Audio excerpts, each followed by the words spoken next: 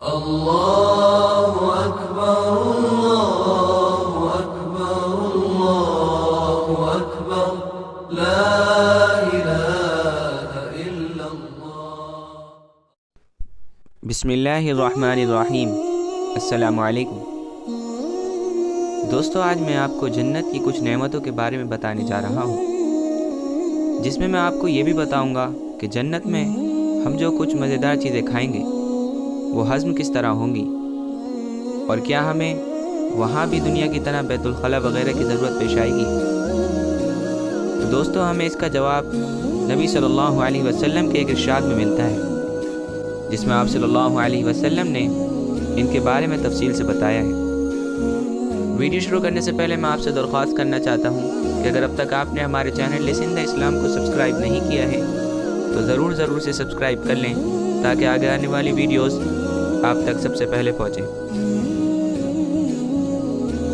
تو واقعہ کچھ اس طرح ہے، آج مجلس نبوی میں جنت کی نعمتوں کا ذکر چل پڑا تو آپ صلی اللہ علیہ وسلم نے اس کی حیرت انگیز خصوصیات کا ذکر کرتے ہوئے ارشاد فرمایا، جنت کی عورتوں میں سے اگر ایک عورت بھی دنیا میں جھانک کر دیکھے تو جنت اور زمین کے درمیان کی پوری جگہ کو وہ روشن کر دے اور اس کو خوشبو سے بھر دے۔ جنتی عورت کا دوپٹہ بھی دنیا کی تمام چیزوں سے بہتر ہے۔ مزید ارشاد فرمایا، جنتی اس طرح کھائیں گے اور پئیں گے کہ نہ ان کو تھوک آئے گا، نہ ان کو بیت الخلا کی ضرورت ہوگی اور نہ ناک صاف کرنے کی۔ مجلس میں موجود ایک صحابی نے جب یہ سنا تو سوال کیا، پھر کھانا ہضم کیسے ہوگا؟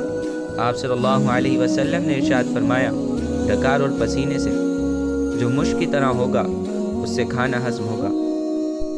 جس طرح سانس جاری رہتی ہے اسی طرح جنت میں ان کی زبانوں پر تسبیح جاری ہوگی۔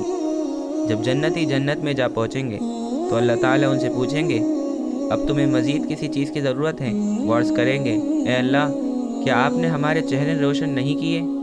دوزخ سے بچا کر ہمیں جنت میں داخل نہیں کیا؟ پھر کس چیز کی ضرورت باقی ہے؟ اس کے بعد اللہ تعالیٰ اپنا پردہ ہٹا دیں گے، جس سے اہل جنت براہ راست اللہ تعالیٰ کا دیدار کریں گے، اور دیدار الہی کی یہ نعمت پچھلی تمام نعمتوں پر بھاری ہوگی۔ اللہ تعالیٰ ہمیں بھی ان دیدار کرنے والوں میں سے بنائے اور ہمیں نیک عمل کر کر جنت میں داخل ہونے والا بنائے۔ امید ہے کہ دوستو آپ کو ویڈیو پسند آئی ہوگی۔ اگر آپ کو ویڈیو پسند آئی تو اس کو لائک اور شیئر کریں، اور میرے چینل کو ضرور سبسکرائب کریں۔ السلام علیکم۔